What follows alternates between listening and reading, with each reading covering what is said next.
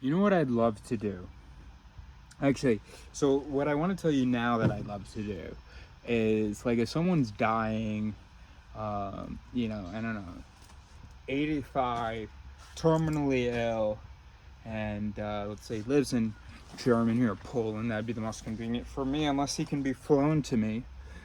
And then I mean, I'm not a nurse or anything, but I don't need to be a nurse to know how to wipe a butt, so I can do like basic stuff. And then we'd just go for an adventure.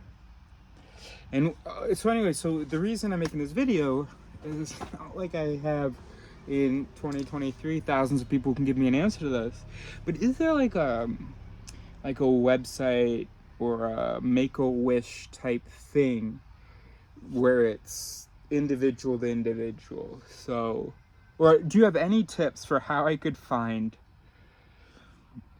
someone that wants to hang out and learn philosophy and stuff, that I'm happy to do some basic things for, especially if it means giving someone a cool end of life episode.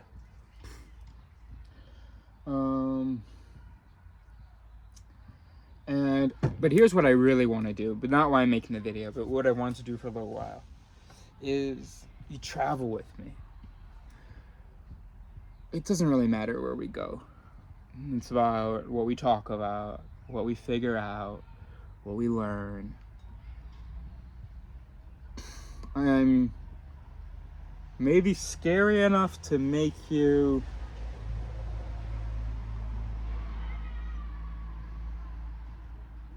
I don't know. Somehow I'm some kind of, and I've seen it in all of my relationships, I'm some kind of a balance. Not balance, I shouldn't say I'm a balance. I'm some kind of person who's both intimidating, scary, whatever, and also people feel really comfortable with me, but maybe not at the same time, right? Maybe it's like different in different contexts. People, but a lot of people have said, and I don't know, maybe a lot of people said this about you too. A lot of people said that I am easy to talk to, or that they feel like they can share things with me that they haven't been able to share with other people. But then again, on the flip side, people also feel constantly judged, feel little when they talk to me. But anyway, my point is that, and maybe it also just depends on their personality, how strong they are, how much they're able to hear my words and see my actions rather than just trust their intuition. But anyway, so I would love for it to be a thing where people just travel with me for 3 days, 2 weeks, I don't know. And we talk about them, about the mind, about the world. Now, it has to be people that are gonna maybe believe, these guys, that are gonna believe neuroscientists, that are gonna believe the most recent information, and that are gonna believe that I only have the best interest. And no, that's not true. I mean, I don't have any interest. I don't have good, but I have good instincts in that most of my behaviors are in the interests of the other. And when there's a question between my interests and theirs tend to be prioritized, or a compromise is found. So that's cool. So that's who I'd be looking for as candidates. I already have one good review. A buddy traveled with me a bit, and I said, "Would you give me a good review if I made this a thing?" He said, "Absolutely." Maximum he said he could give me out of 5 was 2, just because I'm a terrible person to spend time with. But fuck, That's a hell of a lot more than 0, and I think that's pretty cool. And then actually, it wasn't, I had come up with this idea myself. But then I was talking to this couple, and they really appreciate sort of some of the questions that I ask and some of the ideas I'm able to bring to the table. And he said he made a joke about sending his daughter to travel with me and all the things that she would learn. And then he said, what you should do is not take people, but you invite people, got a person there, and they just get to talk with you for... So flattering that he'd say that.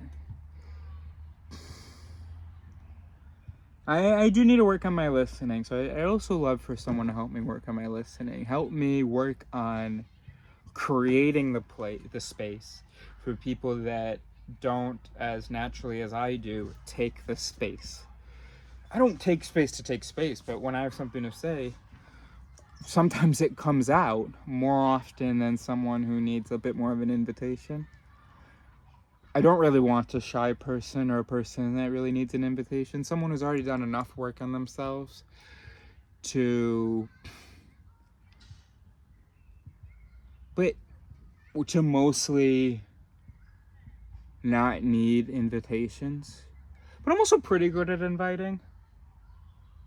But then I guess I think that if I send you the invitation, I have to send it every 2 minutes. And so maybe not someone who needs an invitation every 2 minutes. But someone who needs an invitation every conversation, that's fine for me to say. But I want to know your thoughts. I want you to take some time to express to me anything that's on your mind if you feel ready. And here's some silence for it. Now, if I have to do that every 3 minutes, I'm not ready. I'm not at that professional level.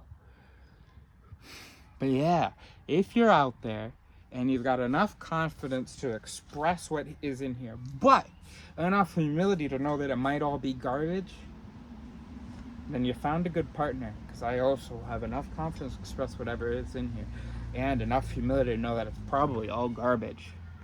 But maybe there's something we can use. Or maybe it'll give you a good idea and there's something we can use from that. Now, this stuff is not garbage. The facts that I have about how the brain works, about the mind and stuff, my lips are like completely... so yeah, this is my dying wish. Somebody travel with me. This stuff isn't my opinion, okay? So I will explain to you how the mind works, pretty much. Look, I'm more humble than anybody that you know, so I'm aware that it's not sort of a final thing, but this is as sure as this. So I'll explain to you how the mind works. And if you're humble enough to hear that, and then confident enough or not even confident enough, but just not too scared, and able to engage and share the deepest parts of me and ask whatever questions you want of me about the deepest parts of me. And you don't... There was a guy earlier that I was talking to, and he felt pressured. He felt like forced. And here's what happened. So here's how I'm going to finish the video. And here's my little test. If you would react like this guy, but then again, you wouldn't know that you would react like this guy. All right, I'll just tell you the story, and then if you're also feeling forced, I'm not ready for you yet. So I mentioned that I have, some books that can explain to him the mind if he doesn't want to believe me or whatever. And so he had come to my camper and taken a picture of some of the books. And then today, this was yesterday, today we're talking, and he says, and we were talking about something, and we were talking about like programs, and I was like, this is an illusion. Your whole belief that you're reasonable, that you're an individual, this higher consciousness, all that stuff is an illusion. And he said, and I said, oh my gosh, and something that we had talked about, I said, oh my gosh, there's one chapter in this book, 2 to 3 pages. Let me get this one chapter. He said, no, I can get the ebook. Okay. But there's how many different chapters and authors? He doesn't know this, but I know this. There's all these chapters. There's all these different essays from different authors. Okay? And there's only a 2-page thing that I want him to read in that, right? So I say, oh, okay, so then I'll just give you the title or the specific author or something. And then we're talking about it again, and I go, oh my gosh. Let me just read this to you. No, I didn't say it like that. I said, let me just read this to you. And he said that he can't have things read to him. He needs to be able to focus on it and read it himself. So I said, oh, okay. And I said, well, hey, it's only 2 pages. Well, no, at this point, honestly, I said, oh, okay. At some point I had said, I don't remember the order of the conversation. Anyway, and then I say, and then he says, but I'm not in the mood for it right now. And that's when I stopped responding or engaging about this book. Okay? And he had felt very pressured that I'd been very insistent. Here's what happened. He was speaking human. Hey, no mark against him. He is human. No, I don't know what I'm trying to say, but I know what I'm trying to say. I don't know what the thing is. But no against him. He's human. And I had gotten so comfortable with him, I had forgotten to be translating in my head. And so when I had heard, oh, this is why what you just suggested isn't good, because I can't have things read to me, I have to read it myself. When I heard that, I thought, oh no, don't worry, you can read it yourself. I trust you. I'll hand you the book. When he said that he's gonna get the ebook, when that was the problem, I responded to that. The ebook, I'm not actually asking you to read the. We're having a conversation. There's just like this excerpt here. What are you talking about the ebook for?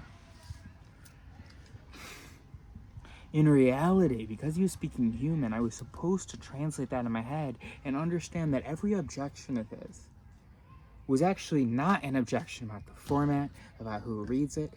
Even when he was talking about the format, when he was talking about who reads it, every single objection was just an objection to the thing. It was all bullshit. He was lying to me. He said the ebook thing. That was a lie. The ebook thing was not the problem here, whether it be this physical copy, me showing it to him, or the ebook. Oh yeah, there's another thing. He said, when he said the thing about, oh no, I need to read it for myself to focus. I said, oh, I'll give it to you and you can, until you leave, because you're not leaving for a few hours, something like that. So I kept responding to each actual objection until he was honest. And he said, oh no, I'm actually not in the mood right now. And then it stopped. And now that it had stopped, he said that I reminded him of some friend. Oh, he didn't say. He just said, I had this friend who insists, oh, believe this, believe that. I said, hold on, are you comparing me? I'm not talking about, I just want you to read the information, but you don't have to read it. Did you feel like I was insisting that you read it right now? I don't give a shit if you read it. I mean, it's relevant to the conversation, so it'd be good, but if you have any objection, then I can respect that. Unless the objection is, hey, Eris, the book's too far away from you. Then I will say, oh, no, it's not. That's solved. Oh, Eris, I'll just get the ebook. Actually, it's not the whole book that I want you to read. It's just a couple pages. I'll read it to you, since I'm talking to you anyway. Oh, no, I can't have things read to me. I need to read it myself. Oh, okay. Yeah, no pressure. I'll give it to you, and then if you get a chance this morning in the next few hours. But anyway, back to the conversation. Oh, you're making me read this. Sorry? No, see, you tricked me actually. You kept justifying these fake justifications, your objection didn't let me realize that your objection was actually just that you didn't want to. And as soon as I understood that, I was like, oh, okay, cool. I mean, what am I going to say to that? I don't have... All your other objections were incorrect. And I had easy solutions.